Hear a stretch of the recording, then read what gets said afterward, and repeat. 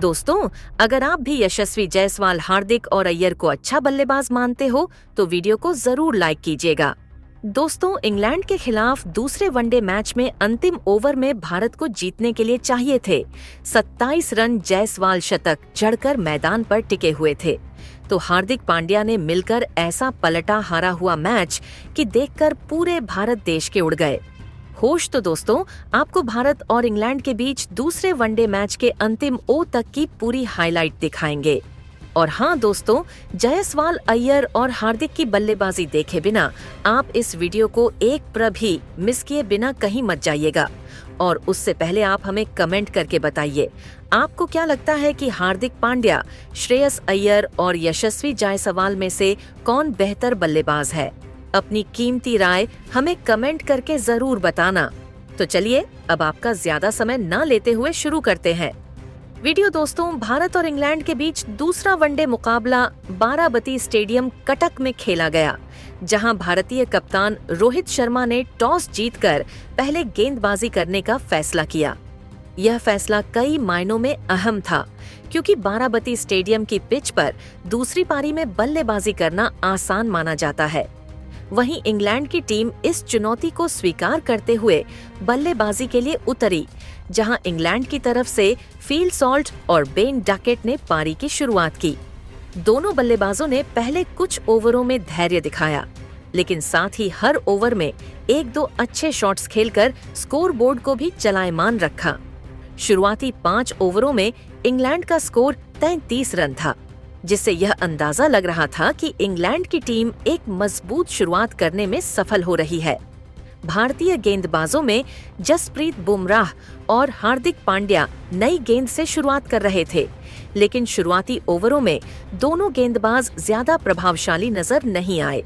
England के बल्लेबाज तेजी से रन बनाने की कोशिश कर रहे थे, लेकिन भारतीय कप्तान रोहित शर्मा ने एक चतुराई भरा फैसला लिया और छठे ओवर में ही स्पिनर कुलदीप यादव को गेंदबाजी पर लगा दिया।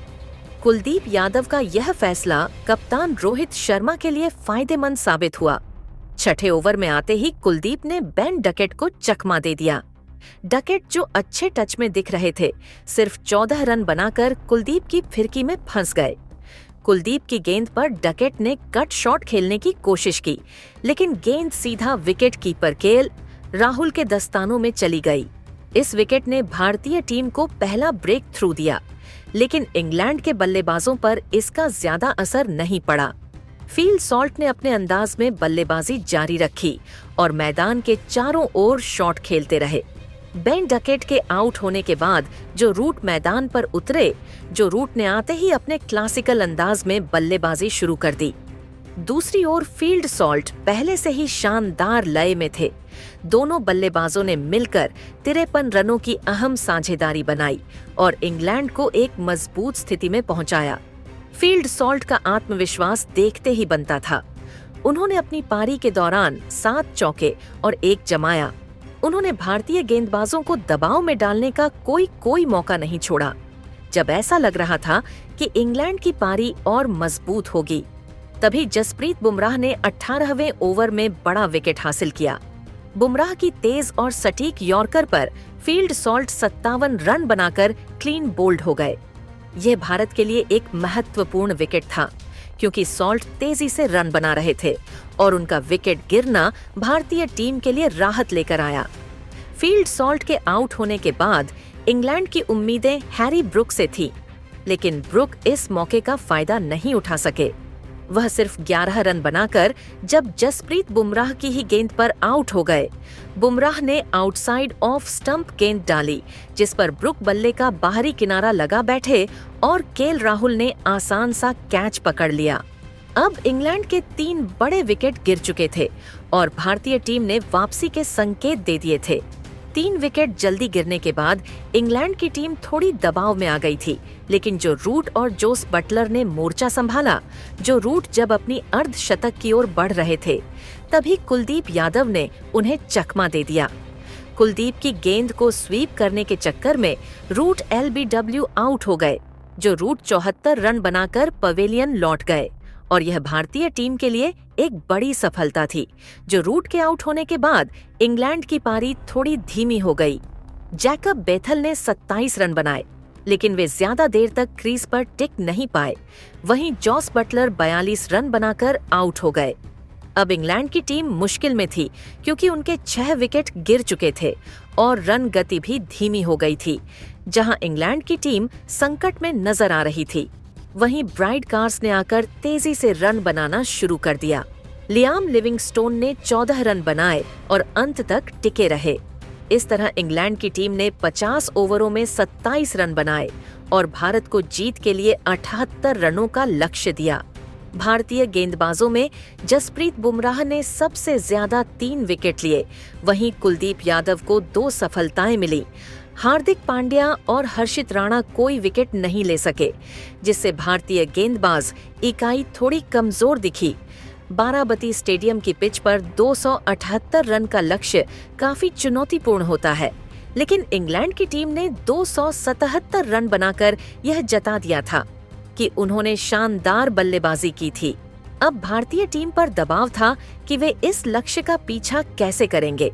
अब रोहित शर्मा और यशस्वी जायसवाल ने पारी की शुरुआत करी। दोनों बल्लेबाजों ने यहां भारतीय टीम को बड़े स्कोर तक लेकर जाने का प्रयास तो किया, लेकिन दोस्तों, कप्तान रोहित शर्मा का खराब फॉर्म आज भी वापस नहीं हो पाया।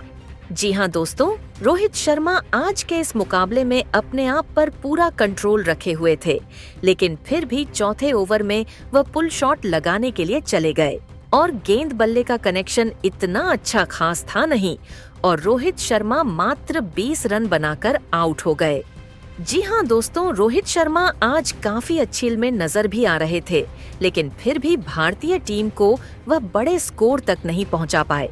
अब रोहित का विकेट गिर जाने के बाद मैदान पर बल्लेबाजी करने के लिए तीसरे नंबर पर सुमन गिल को भेजा गया, जहां यशस्वी जायसवाल और सुमन गिल मिलकर स्कोर को आगे बढ़ाते। उससे पहले ही सुमन गिल के रूप में भारत की टीम ने अपना दूसरा विकेट गंवा दिया, जो कि इस मैच में मात्र 15 रन बना पाए। अब टीम इंडिया के 2 बड़े विकेट गिर चुके थे और यशस्वी जायसवाल अभी भी एकजुट होकर खड़े हुए थे। मैदान पर अब चौथे नंबर पर उनका साथ निभा रहे थे कोई और नहीं बल्कि श्रेयस अय्यर, जहां श्रेयस अय्यर और यशस्वी जायसवाल ने मिलकर स्कोर सबसे पहले तो 50 रन के पार पहुंचाया और फिर 100 रन की साझेदारी श्रेयस अय्यर और यशस्वी जायसवाल के बीच होती हुई नजर आई, जहां दोनों बल्लेबाज स्कोर को अब यहां से उठाकर सीधा ले जा पहुंचे 150 रन के करीब। अब दोस्तों, श्रेयस अय्यर जो कि अच्छी में चल रहे थे, वो इस मुकाबले में 56 रन बनाकर आउट हुए और उनका साथ निभाने वाले यशस्वी जायसवाल यहीं नहीं रुके। उन्होंने अपना बल्ला रोका नहीं और ताबड़तोड़ बल्लेबाजी वो करते चले गए। उन्होंने बिल्कुल नहीं सोचा कि टीम इंडिया के एक छोर से विकेट गिर रहे हैं। वो बस अपने आप पर फोकस रखे हुए थे, जिसका कारण ये हुआ कि भारतीय टीम इस मुक्का मुकाबले में यशस्वी जायसवाल की बदौलत 200 रन का आंकड़ा पार करने में कामयाब हो सकी और इस मुकाबले में यशस्वी जायसवाल के बल्ले से हम सभी को शतक भी देखने के लिए मिला। अब दोस्तों, उनका साथ निभाने वाले अक्षर पटेल तो मात्र 19 रन बनाकर आउट हो गए थे, तो वहीं केएल राहुल का विकेट भी सस्ते में निपट गया था और वह भी 3 रन बनाकर आउट हो गए। लेकिन उनके साथ जो खड़े रहे वो थे हार्दिक पांड्या, जो कि मुकाबले को अंतिम ओवर तक ले जा पहुंचे, जहां हार्दिक पांड्या और यशस्वी जायसवाल अभी भी मैदान पर थे और मैच जीतने के लिए भारतीय टीम को लास्ट 6 गेंदों में बनाने थे 27 रन। अब दोस्तों, अंतिम ओवर की पहली गेंद करवाने के लिए इंग्लैंड के कप्तान जॉस बटलर ने ब्राइड कार्स को लगाया था, जहां ब्राइड कार्स की पहली गेंद पर सामने स्ट्राइक पर खड़े यशस्वी जायसवाल को सामने की तरफ चौका मिल गया। अगली गेंद पर ब्राइड कार्स को तमाचा जड़ते हुए यशस्वी जायसवाल ने गेंद डीप कवर्स की दिशा में ढकेल दी और वहां भी भारत को चौका मिला। अब भारत को जीतने के लिए 4 गेंदों में 19 रन चाहिए थे और इस बीच तीसरी गेंद करवाने से पहले ब्राइड कार्स काफी ज्यादा डिस्कशन जॉस बटलर से करते हुए नजर आए और उसका भी खामियाजा सेम उसी गेंद जैसा हुआ जिस पर यशस्वी जायसवाल ने डीप कवर्स की ओर शॉट खेला था और गेंद अब यहां से सीधा में चली गई। अब भारत को बची हुई 3 गेंदों पर 13 रन चाहिए थे। अगली गेंद पर 1 रन भागकर अब यशस्वी जायसवाल ने पूरी जिम्मेदारी हार्दिक पांड्या को थमा दी, जहां हार्दिक पांड्या ने 5वीं गेंद को डीप मिड विकेट के ऊपर से मेन तब्दील कर दिया और वहीं 49वें ओवर की 6ठी गेंद पर हार्दिक पांड्या पहले से ही तैयार थे और चिल रहते हुए उन्होंने स्क्वायर लेग की गेंद हवा में उड़ा दी। ऐसा लग रहा था कि गेंद बल्ले का कनेक्शन अच्छा नहीं है, लेकिन दोस्तों गेंद स्टेडियम पार कर गई और भारत की टीम को यहां भी प्राप्त हुआ, जिसके चलते टीम इंडिया इस मुकाबले को जीतने में कामयाब हो सकी। तो दोस्तों यहाँ पर भारतीय टीम का ऐसा प्रदर्शन देखकर पूरा देश हैरान है और दूसरा वनडे मैच भारत की टीम ने अपने नाम किया। बाकी हम आपको बता दें कि भारत और इंग्लैंड के बीच खेला गया यह दूसरे वनडे मुकाबले का इंट्रा स्क्वाड और अभ्यास सत्र का मुकाबला है, जिसमें भारतीय टीम की जीत हुई। बाकी अब आप सभी की क्या राय है यशस्वी जायसवाल, श्रेय अय्यर और हार्दिक पांड्या की बल्लेबाजी को देख लेने के बाद, और आप इनकी बल्लेबाजी को 10 में से कितने नंबर दोगे? अपनी राय हमें कमेंट करके जरूर बताना।